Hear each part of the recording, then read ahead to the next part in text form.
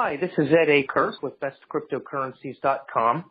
I have the distinct pleasure of introducing Doug Johnson this morning.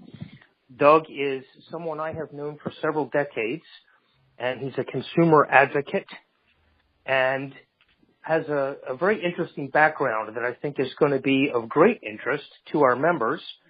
And I'm really excited about some of the things that Doug's going to be willing to share with us as time goes on. So, Doug, please say hi to our listeners. Good morning, everyone. I am very excited to be doing this with you. The people don't know, but you and I have known each other for quite a long time. Yes, I believe that we first met when you were speaking at a weekend seminar. You were the speaker, and I was really impressed with your speaking skills and knowledge. Well, thank you. And if I remember correctly, that was in the mid to late 90s, wasn't it? I've lost track, but yes, somewhere in that time frame. So, somewhere in that, a long time ago. Yes. Well, that's good. Well, I'm really excited to dive into this and let the people hear why we're chatting this morning. Can you take a couple of minutes and talk about what your educational background is and what you studied when you were younger? Sure. I have a bachelor's degree in communications from the University of Alabama. When I say communications, my emphasis was on advanced public speaking and radio broadcasting. And I also have a bachelor's degree in journalism from the same university. That's fantastic. And that's what gets me excited. I know a little bit about what attracted you to journalism and why you got involved. I would love it if you could take just a few moments and talk about what you learned studying journalism and how that has related to helping you in your work that you later became involved in. Sure. When I was in journalism school, Ed, we were expected to write news articles based on facts derived from creditable sources. We were held to an ethical standard back then. And, we were taught to carefully vet information prior to including it in articles. When I say vet, I mean to examine or to investigate for accuracy. So literally everything we wrote was to be followed by according to. And the sources and our sources were expected to be creditable. I remember sitting at the desk with the journalism professors while they were examining our work, and they would expect everything we said to be from a creditable resource or source. And you either got red marks or you got a passing grade based on the credibility of your sources. So to directly answer your question, my journalistic background taught me to research and analyze information to determine its legitimacy. Well, that's fantastic. And I don't think we get a whole lot of that now with some of this quote-unquote fake news going around and the way social media has really taken over as people's main source of news, which flabbergasts me. I'm in my 50s, so, the social media being a news source, I get it, but that's not how I grew up. But a lot of the people from the next generation and the one after that, they get a lot of their news from there, and they don't know if it's credible or not. So I think we've lost a lot of that in journalism today. Would you agree with that? Oh, yes, absolutely. And it's sad to see. It creates a lot of confusion and problems in our society today. Yeah, I would also agree with that as well. And I think it's going to be real interesting as we get a little further in our discussion, because I think this is going to come back full circle, and the listeners will see why this is so important that you have the background that you do.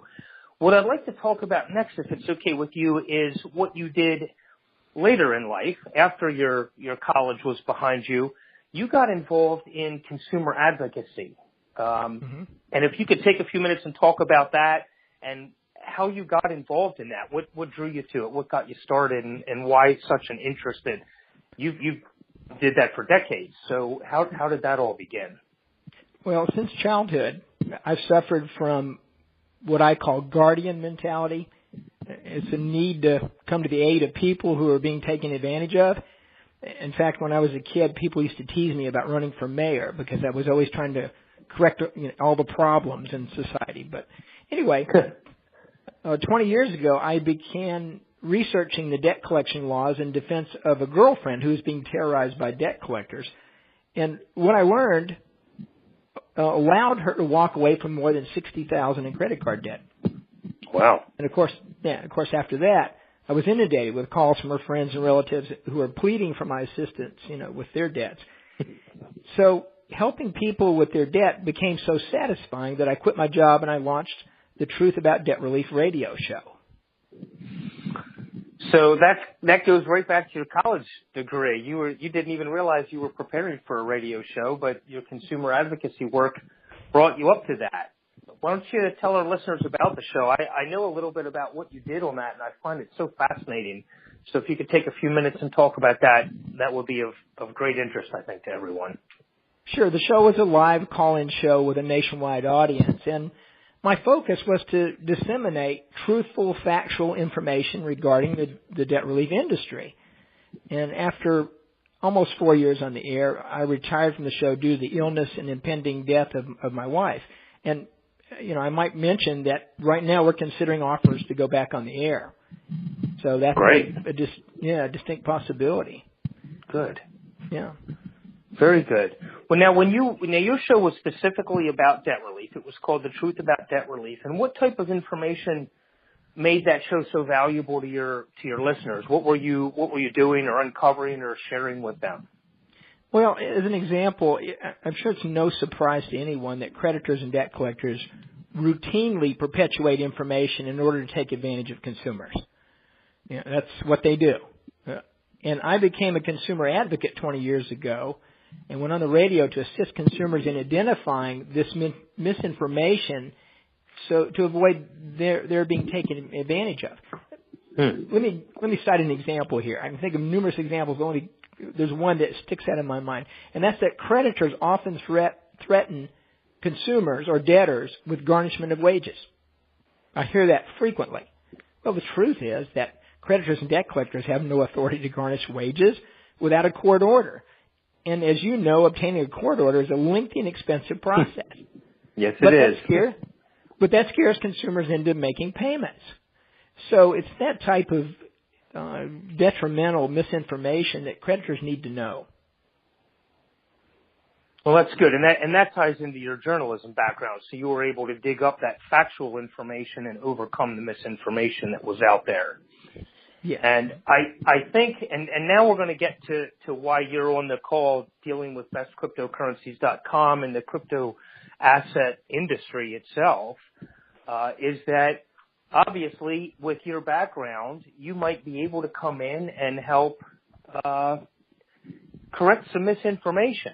So before we get into that, you are actually the one that got me to first look at cryptocurrencies and crypto assets. What got you interested in it? How did you get interested in that whole field or that industry? Yeah, that's a great question. I became involved in cryptocurrencies in the same way I became involved in the debt relief industry. I had been bombarded by clients, friends, and family who've been asking me to vet information regarding crypto-related articles and claims. So I've just, been dragged into it, so to speak. Okay. Never really had an interest in it, but I got dragged into it by other people who want information from me. And this industry is badly in need of a consumer watchdog, as you know. Oh, absolutely. We see so much misinformation out there. It just permeates the entire industry. So, you've gotten offers to maybe do another radio show. You've started to do some more journalistic type work and try to vet or investigate crypto-related, information that's out there. So it sounds like you're coming out of a semi-retirement to do this, kind of like what you did when you were doing the debt relief work. What was there anything specific that made you decide to do that, to say, hey, absolutely, this is where I need to go and what I need to be doing now? Well, I think you'll agree with me, Ed, that in this day and time, as you mentioned earlier, very few people read fact-based news articles anymore. Instead, they get their news from social media, right? Absolutely. Yeah, they do, unfortunately, for better or worse. Yeah, And information on social media consists of opinions, largely of opinions from untrained and often unprofessional people who are trying to sell products. In other words, to quote our leader, it's fake news. Mm-hmm. We just can't rely on it. Yet, unfortunately, most consumers accept what they read as fact, irrespective of where they get the information. Right. So, I would estimate that 70 to 80% of the information regarding cryptocurrency, regardless of its source, is without merit. I read it and scratch my head and go, where in the world would they get this information? And unlike the debt relief industry, if you get misinformation from a creditor or collector, it may confuse you, but here it may cause you significant amounts of lost money in investments. So, it's really important, again, that this industry have a consumer watchdog. Well, that's great. And I know your background personally, so I'm very excited that you have stepped up to play the role of that consumer watchdog. I know personally over the years, having known you so long, how effective you can be at that. So let's talk, Doug, just a little bit now on how you being a consumer watchdog, how you can take your consumer advocacy work and put it in the direction of the crypto asset industry. Can you talk about how people are going to get benefited from that work and how it can actually and directly help them? Sure. We will require promoters of cryptocurrency investments to prove their income claims. They throw out a lot of crazy income claims. I read them all day long on Facebook. Wild claims, and to confirm their research. In other words, they'll be expected to reveal the sources of their claims, just like they would for a news article, and companies unwilling or unable to provide this information will be listed for easy identification. So they're going to be on the bad list, and it'll be easy for consumers to be able to find them. And as a result, subscribers will be provided with information that allow them to avoid advice that is not backed by sound research. Great. Yeah. And I might also add, Ed, that this information, in addition to the daily news articles at bestcryptocurrencies.com, will assist consumers in identifying legitimate cryptocurrency investments. Well, that's great. Because what I see, and that's what I was really hoping you would share, because what I see is people are going to be able to leverage your unique background as a trained journalist and also as a consumer advocate. So they can leverage your background and your work and your passion for helping people and preventing people from getting misinformation, and they can put it directly to their own benefit. They can say, hey, I don't want to work with this person, or I do, or maybe this one requires a little bit more research before I throw money at it. So I think it's really fantastic. And I feel honored. I mean, Doug, you have no idea how honored we are that when you and I were talking earlier, you decided you were going to make your work available to bestcryptocurrencies.com.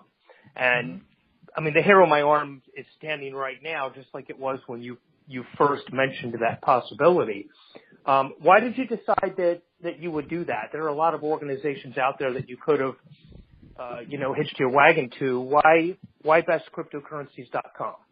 Well, in my opinion, Ed, consumers should not rely on crypto salespeople for investment tips and information. Consumers can do their own research.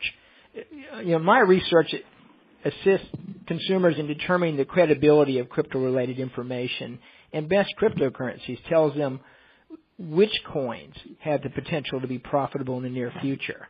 So consumers can figure this out on their own, and they don't have to rely on anyone else. Right.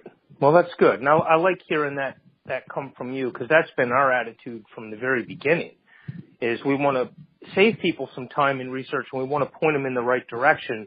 But unlike some of these signal services, which I'm hoping they'll be top on your list for investigating and seeing if they're for real or not. But unlike those services, we don't say buy this now, buy this then. We just point them in the right direction and say, hey, this one might be worthy of your attention. So that's great. I'm glad you noticed that. Doug, that's pretty much all I had to cover. Is there anything else you'd like to say in closing? No, I don't. I can't think of anything I'd like to add. Okay. Well, I look forward to working with you in the future and to sharing your information. And for the listeners out there, as Doug is able to get into this and make some of this information available once he's vetted some, we will put it up in the membership area of bestcryptocurrencies.com. And Doug, if you're willing, I'm hoping that when you come out with a report, we can have a little chat like this for each report that comes out, and we can discuss it and maybe get into some additional details on it. Would you be willing to do that for everyone? Absolutely. That's fantastic. Well, thank you for your time. I really appreciate you taking the time to speak with us today, and we look forward to the next time. Yes. Ed, I appreciate the opportunity to speak to you today. Thank you so much. Great.